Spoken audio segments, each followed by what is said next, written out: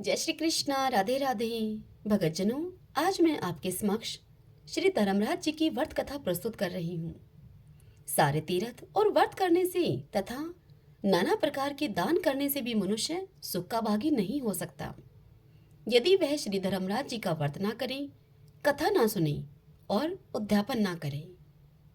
कहने का अभिप्राय यह है कि सारे पुण्य कर्मों का फल हमें तब मिलता है जब हम श्री धर्मराज जी के निमित्त भी कुछ दान धर्म करते हैं, जैसे कि उनकी कथा का संकल्प लेकर कथा को सुनना, तत्पश्चात कथा का उद्यापन करना, क्योंकि मरने के पश्चात हमारी पेशी उन्हीं की अदालत में होती है। धर्मराज जी की कथा सुनने से इस लोक में सुख की प्राप्ति होगी और मरने के बाद स्वर्ग सुख की प्राप्ति होती है। ऐसा मैं नहीं, श्री सूत जी बताते हैं। आइए अब हम सूत जी के द्वारा कही हुई यह कथा सुनते हैं। सब बोलिए धर्मराज जी महाराज की जय। एक समय की बात है, नैमिषारण्य तीर्थ में सहस्त्रों शौनक आदि ऋषिगण परम श्रद्धा के साथ पुराणों के मर्मज्ञ सूत जी महाराज से पूछने लगे। कहने लगे वे सब, हे भगवंत, हे सूत जी, हम आपके मुखारविंद से धर्मराज की कथा, उसका विधान और महात्म्य को सुनना चाहते हैं, सो आप कृपा करके इसे सुनाइए। तब सभी ऋषियों के आग्रह पर सूत जी उनसे बोले, हे ऋषियों, आप लोगों ने मनुष्यों के कल्याण की कामना से मुझसे यह पूछा है, अतः आज मैं आप लोगों को धर्मराज जी की कथा ही सुनाता हूँ। सारे तीर्थ और व्रत करने से तथा नाना प्रकार का दान देने वाले मनुष्य भी जिनके उद्यापन को किए बिना सुख को नहीं भोग सकते, अर्थात सुख के भागी नहीं हो सकते। इस विषय में मैं आप लोगों को इस लोक में सुख और आगे स्वर्ग सुख की प्राप्ति के लिए धर्मराज जी की श्रेष्ठ कथा कहूंगा।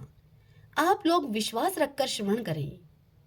पूर्व काल की बात है, राजा बब्रुवाहन मोहद्देपुर में राज्य करता था। वह राजा बड़ा ही धर्मात्मा, दयालु तथा गौ, ब्राह्मण और अतिथियों का पूजक था। उसके राज्य में हरदास नाम वाला महान विद्वान श्रेष्ठ ब्राह्मण था। उसकी पत्नी भी बहुत सुशील और धर्मवती थी। उसकी पत्नी का नाम था गुणवती। हरिदास भगवान विष्णु का बड़ा सेवक और बड़ा ही तपस्वी था। उसी के अनुसार उसकी पत्नी श्री भगवान की भगत और पतिव्रता थी। उसने प्राय सभी प्रसिद्ध देवताओं के व्रत किए, परंतु धर्मराज जी की अर्थात धर्मराज नाम से प्रभु की सेवा कभी नहीं की। वह गणेश के, चंद्रमा के, हरतालिका के, आदि देवियों के, राम जन्म, जन्माष्टमी, शिवरात्रि आदि शिवजी के सभी व्रत किया करती थी। बड़ी श्रद्धा से सदा एकादशी का व्रत करती हुई यथाशक्ति दान भी देती रहती थी और अतिथि सेवा से भी वह कभी विमुख नहीं हुई। इस प्रकार धर्मपरायण होते हुए जब वह वृद्धावस्था में मृत्यु को प्राप्त हुई, तब धर्म आचरण के प्रभाव से यमदूत उसे आदरपूर्वक धर्मराज के पुर को ले गए। दक्षिण दिशा में पृथ्वी से कुछ ऊपर अंतरिक्ष में धर्मराज का बहुत बड़ा नगर है, जो कि पापी लोगों को भयदायक है। धर्मराज का पुर 1000 योजन का है। वह चकोर है तथा उसके 4 द्वार हैं। वह नाना प्रकार के रत्नों से शोभायमान है। उसमें कई मनुष्य जो पुण्य भोगने को गए हैं वहां निवास कर रहे हैं। स्थान स्थान पर गीत सुनाई दे रहे हैं और बाजे बज रहे हैं। उस नगर के 7 कोट हैं। उसके बीच में महासुंदर धर्मराज जी का मंदिर है। वह रत्नों का बना हुआ है और अग्नि, बिजली तथा बाल सूर्य के समान चमक रहा है। उसके दरवाजों की पौड़ियां सैफ्टिक मणि की हैं और हीरे की कड़ियों से आंगन चमक रहा है। उसके मध्य में अनुपम सुंदर सिंहासन और धर्मराज भगवान विराजमान हैं। उनके पास चित्रगुप्त जी का स्थान है, जो मृत प्राणियों के पाप पुण्य का लेखा भगवान धर्मराज को सुनाया करते हैं। यमराज के दूत गुणवती को वहां ले गए। उनको देखकर वह भयभीत होकर कांपने लगी और नीचे मुख किए हुए वह खड़ी हो गई। चित्रगुप्त जी ने उसके पूर्व जन्म के किए हुए पाप पुण्य का लेखा जोखा पढ़कर धर्मराज को सुनाया। धर्मराज जी उस गुणवती की हरिहर आदि सब देवों में तथा अपने पति में भक्ति को देखकर प्रसन्न हुए, पर कुछ उदास भी हुए। उनके मुखमंडल पर यह उदासी झलकती हुई गुणवती को भी दिखाई दी। धर्मराज जी को उदास देखकर गुणवती ने उनसे निवेदन किया, और कहा, हे प्रभु, मेरी समझ में मैंने कोई दुष्कृत्य नहीं किया, फिर भी आप क्यों उदास हैं? इसका कारण मुझे बताइए। तब धर्मराज जी गुणवती से बोले, हे देवी, तुमने व्रत आदि से सब देवों को संतुष्ट किया है, परंतु मेरे नाम से तुमने कुछ भी दान पुण्य नहीं किया।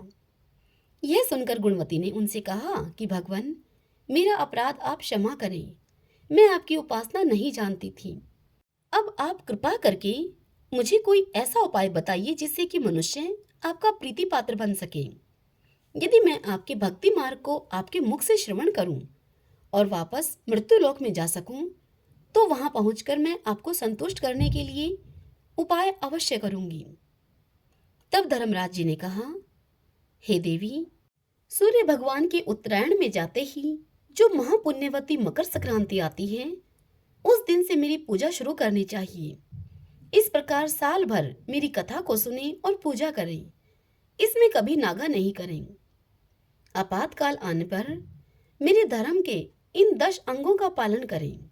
धृति, यथा लाभ संतोष, क्षमा, यम, नियम के द्वारा मन को वश में करना, किसी की वस्तु को नहीं चुराना, मन से परस्त्रियों या पर पुरुषों से बचना, यानी मन की शुद्धि और शारीरिक शुद्धि, इंद्रियों के वश में न रहना, बुद्धि की पवित्रता, यानी मन में बुरे विचारों को न आने देना, शास्त्र विद्या का स्व अध्याय यानी कि पूजा पाठ करना, कथा श्रवण या व्रत रखना और तद अनुसार दान पुण्य करना, सत्य बोलना, सत्यता का ही व्यवहार करना और क्रोध न करना, ये 10 धर्म के लक्षण हैं।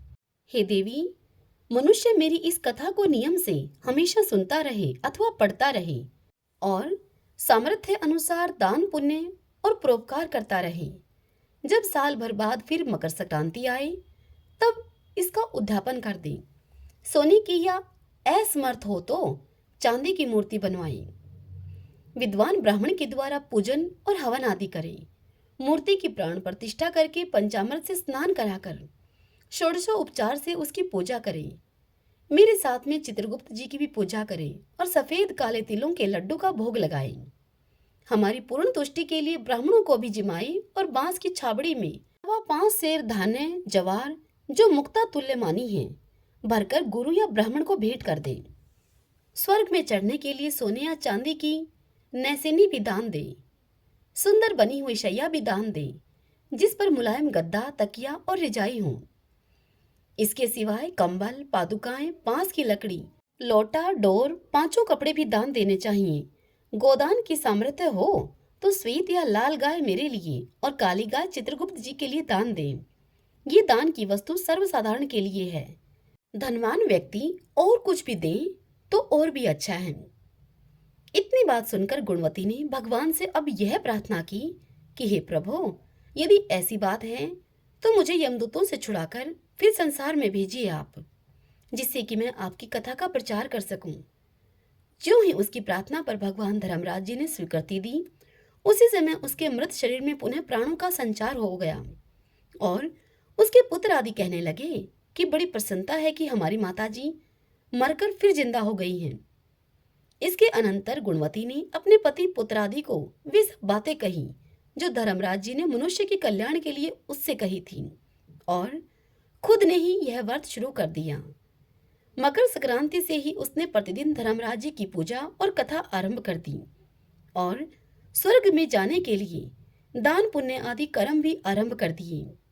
इस प्रकार वह गुणवती साल भर में धर्म कथा सुनकर तथा धर्म के 10 अंगों का पालन करके मृत्यु उपरांत जब स्वर्ग में पहुंची तो देवताओं ने उसका आदर किया और वह सदा स्वर्गीय भोगों को भोगती रही। इतनी कथा सुनाकर सूत जी महाराज ने शौनक आदि ऋषियों से कहा कि हे मुनियों, जिस घर में स्त्री या पुरुष इस धर्मराज व्रत की कथा को श्रद्धा से प्रतिदिन सुनते अथवा पढ़ते हैं, वे दुखों से मुक्त हो जाते हैं। इसमें कुछ भी संशय की बात नहीं है। मृत्यु काल में यमदूत जो लेने आते हैं वे भी उसको आदर पूर्वक लेकर जाते हैं और धर्मराज जी भी उसे सदा सुखी रखते हैं। यदि उन मनुष्यों के कुछ पाप बाकी भी रह गए हों तो शीघ्र ही पापनाश का उपाय बताकर शीघ्र ही पाप मुक्त कराने में सहायक बन जाते हैं।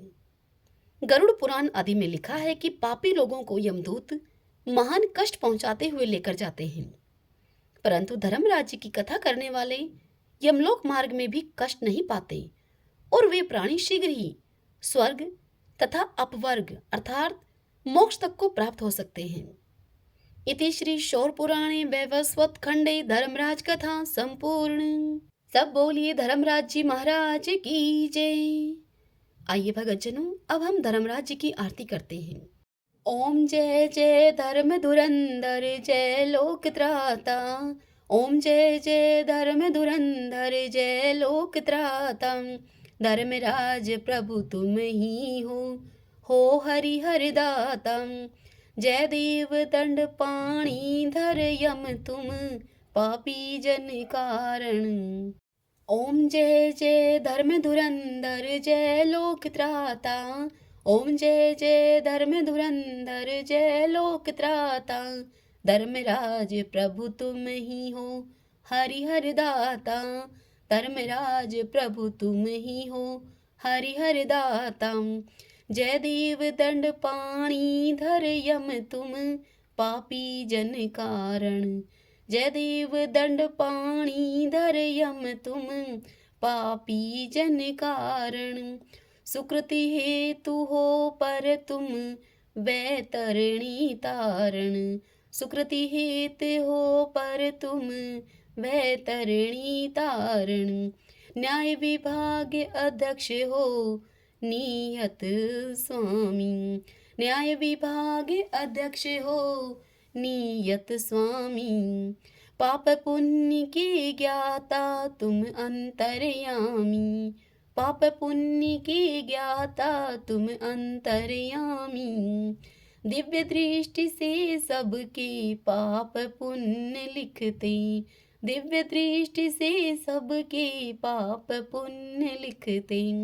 चित्रगुप्त द्वारा तुम लेखा सब रखती।